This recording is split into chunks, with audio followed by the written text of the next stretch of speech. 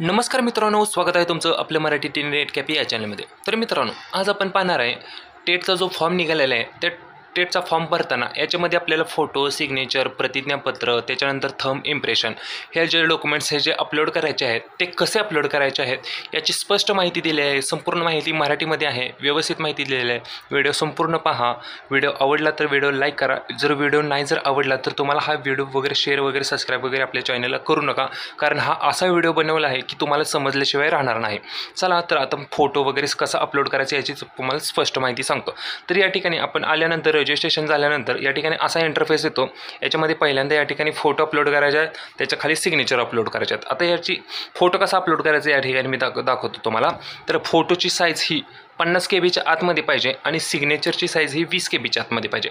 तसेच फोटोचा कलर कोणता पाहिजे या ठिकाणी सांगतो। कलर साईजमध्ये फोटो पाहिजे। तसेच फोटोचा बॅकग्राऊंड हा व्हाईट कलरचा बॅकग्राऊंड पाहिजे किंवा लाईट कलरचा एखादा कोणता पण कलरचा फोटो असेल तरी पण चालेल, फक्त लाईट कलरचा असला पाहिजे तरच या ठिकाणी फोटो हा अपलोड होईल। तर या ठिकाणी आता फोटोची साईज कशी मी कव्हर करायची या ठिकाणी सांगतो। जर तुमच्याकडे एखादा फोटो असेल आणि त्याची साईज जर तुम्हाला कमी करायची असेल तर या ठिकाणी मी दाखवतो। सर्वात पहिलं तुम्हाला या वेबसाईटवरती यायचं आहे। या वेबसाईटची लिंक तुम्हाला डिस्क्रिप्शनमध्ये दिली जाईल। तर या ठिकाणी वेबसाईटवरती आल्यानंतर या ठिकाणी फोटो आपल्याला अपलोड करून घ्यायचा आहे। तर या ठिकाणी मी डेमोसाठी एक तुम्हाला अपलोड करून दाखवतो फोटो।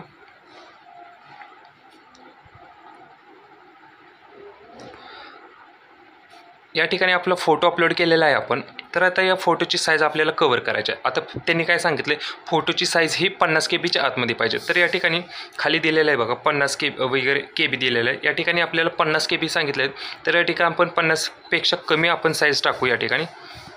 तर या ठिकाणी 50 KB वगैरे झालेलं आहे। त्याच्यानंतर या ठिकाणी JPG फॉर्मॅट ऑटोमॅटिक येते। त्याच्यानंतर वरती डाउनलोडचं बटन आहे। या डाउनलोडच्या बटनवर आपल्याला क्लिक करून घ्यायचं आहे। त्याच्यानंतर आपल्याला फोटो या ठिकाणी हा डाउनलोड होईल। या ठिकाणी बघा फोटो आपलं डाउनलोडचं ऑप्शन वगैरे आलेलं आहे। त्या ठिकाणी फोटोची साईज वगैरे कव्हर झालेली आहे। तुम्हाला खाली घेऊन दाखवतो। तर या ठिकाणी पाहू शकता पहिला फोटो होता तो 45 KB होता आणि जो आपण नवीन तयार केला आहे तो आहे 38 KBचा आहे। त्या पद्धतीने पाहू शकता हे फोटोची साईज या ठिकाणी चेंज झालेली आहे आणि या पद्धतीने तुम्ही या ठिकाणी आता आपल्याला येऊन फक्त याचं रिनेम करायचं आहे। तर रिनेम करून या ठिकाणी आपल्याला फोटो अपलोड करायचा आहे। तर या ठिकाणी आपण फोटोची साईज कव्हर करून घेतली। त्याच्यानंतर फोटो आपला डाउनलोड होईल आपल्या फाईल मॅनेजरमध्ये मोबाईलच्या। त्याच्यामध्ये जाऊन आपल्याला परत एकदा फोटोला रिनेम द्यायचं। तर रिनेम कसं द्यायचं आहे ते या पद्धतीने मी तुम्हाला या ठिकाणी दाखवतो। इकडे लक्ष द्या। आता या ठिकाणी आपण सगळं डॉक्युमेंट डाउनलोड करून घेतले आहेत, फक्त मी साईज कव्हर करून घेतलेले आहे। या ठिकाणी फोटो आहे, या ठिकाणी सिग्नेचर आहे, या ठिकाणी थंब इम्प्रेशन आहे, या ठिकाणी सेल्फ डिक्लेरेशन आहे।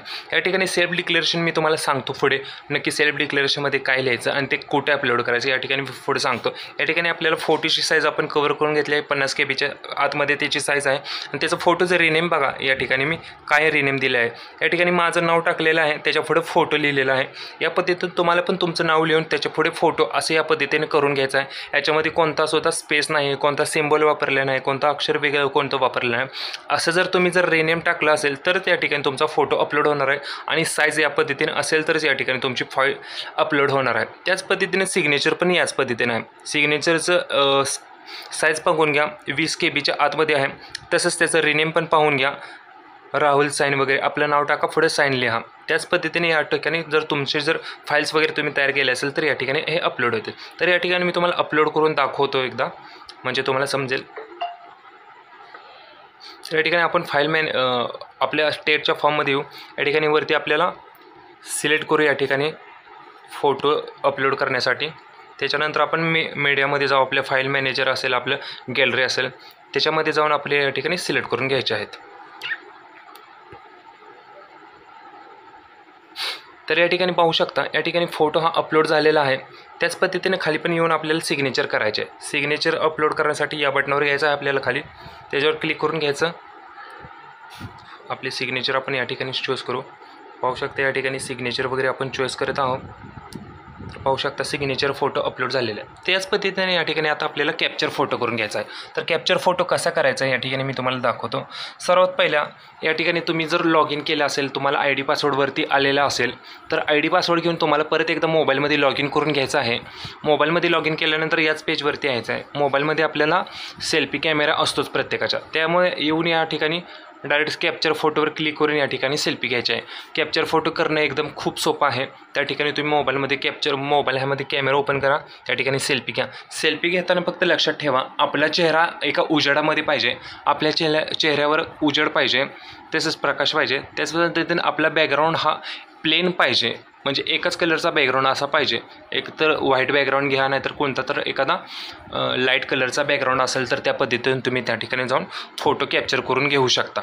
आता हे जर डॉक्युमेंट अपलोड करून झाले त्याच्यानंतर आता पुढे ऑप्शन आहे बघा, या ठिकाणी सेल्फ डिक्लेरेशन थंब इम्प्रेशन कसं अपलोड करायचं या ठिकाणी मी दाखवतो. या ठिकाणी कंप्लीट रजिस्ट्रेशन म्हटल्यानंतर ओके करायचं आहे. त्याच्यानंतर आपल्याला पुढे या ठिकाणी थंब आणि हँड रायटिंग डिक्लेरेशन अपलोड करायचं आहे. आता थंबचं साईज किती पाहिजे, म्हणजे आपल्या डाव्या हाताचा अंगठ्याचा एक ठसा उठवायचा आहे आणि तो स्कॅन करून या ठिकाणी अपलोड करायचा.